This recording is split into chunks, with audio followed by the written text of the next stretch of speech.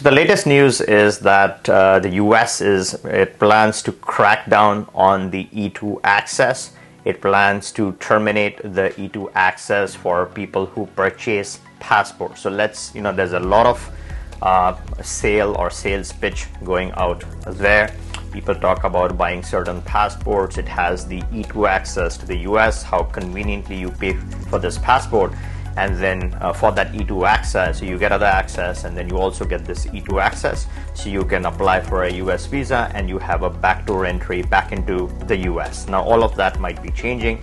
There's a bill that has been passed very recently, which targets anyone getting a CBI passport which has E2 access. They will no longer be able to use that. If someone is naturally born in the country and they have been domiciled in the country for a certain number of years, 3 to 4 years, then they might be eligible for an E2 access.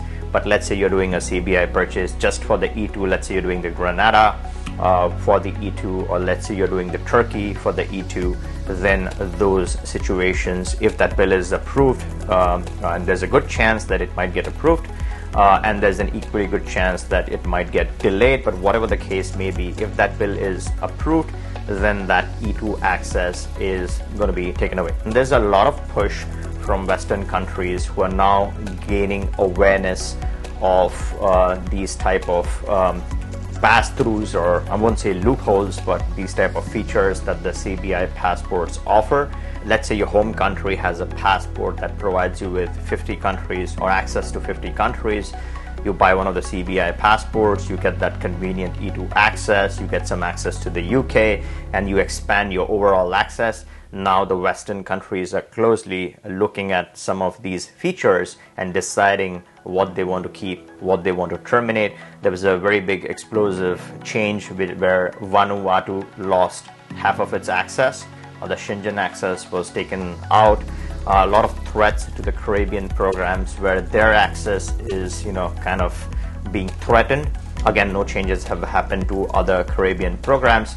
But again, a lot of the Western countries are closely monitoring and looking at some of these situations. This is where you want diversification. Yes, you're buying some products for certain reasons, great, but you want some real solid options in place as well. So your long-term strategy should be to gain natural citizenships. Let's say you're talking about the Latin Americas. A lot of them have flexible residencies for the grabs, and convenient, flexible, fast residencies, in some cases very attractive ones, and then once that leads to a passport. Some of those passports are real strong, and because it's not a CBI purchased passport, this is a very natural option. There's less threat of any changes to any of those type of access.